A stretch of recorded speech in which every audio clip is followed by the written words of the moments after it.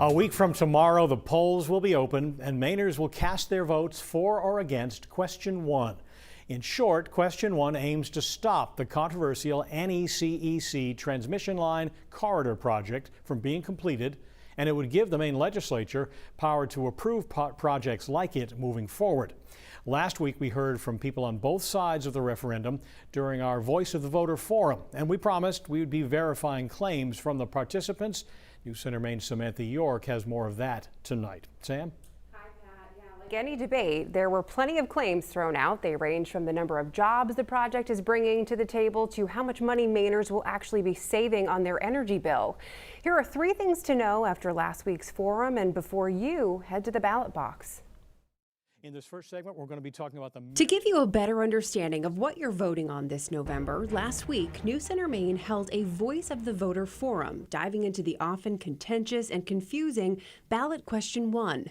Viewers heard from those on both sides of the referendum. Here are 3 claims they made that night we've been digging into, starting with this one about the number of jobs the project will bring. It has and will create hundreds of new jobs. Right now we have 400 Mainers working on this project. According to opponents, most of these jobs are temporary and would go away once the project is complete.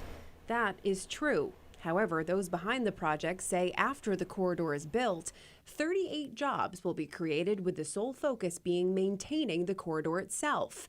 They add a study done by the University of Southern Maine and London Economics International points to an additional 300 jobs beyond corridor maintenance, though specifics are not given. Then there's this claim about retroactive laws and the impact they will have on projects moving forward. CMP's been spending a lot of money to tell people that this referendum actually empowers politicians to do something they've already been able to do for forever. According to Maine law, our legislature already does have the power to revisit legislation for projects such as this one whenever it wants to, making this claim about retroactivity valid.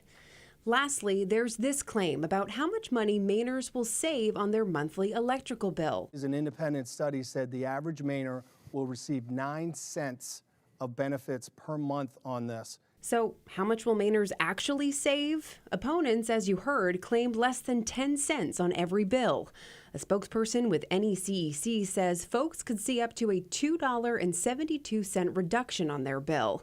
They got that amount by dividing the total reductions price over 20 years of $496 million by 760,000, which is the number of electricity consumers in the state, and then dividing that number by the number of months in the contract, which is 240. It's a tricky claim to verify with full certainty and remains up in the air because the corridor hasn't been completed and we can't compare billing statements yet. Now, as you can imagine, there are several other claims we're working to get clarification on for you before next Tuesday. We're going to be posting a full list on our website and mobile app for you to check out later this week. Pat. Thank you, Sam.